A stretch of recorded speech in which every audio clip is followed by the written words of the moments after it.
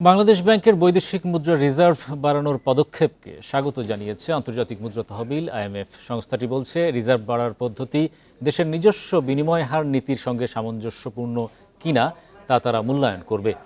Bundle থাকলে প্রতি সেনমানিতে টাকা বাঁচবে। বিকাশ সেনমানি বান্ডেল কিনে জিতুন প্রতি লেনদেনে।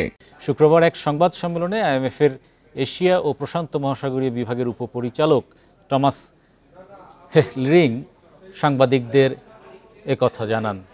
টমাস হেলিং বলেন, আইএমএফের একটি দল চলতি মাসে বাংলাদেশ সফরে আসবে। এ সময় সংস্থাটির সঙ্গে চলমান $5.5 বিলিয়ন ঋণ কর্মসূচির পঞ্চম পর্যালোচনা চলবে। তিনি বলেন, বৈদেশিক লেনদেনের ঝুঁকি কমাতে রিজার্ভ বৃদ্ধি করা ঋণ কর্মসূচির একটি মূল লক্ষ্য। রিজার্ভ বৃদ্ধিতে বাংলাদেশ ব্যাংকের সাফল্য প্রশংসনীয় বলেও জানান তিনি।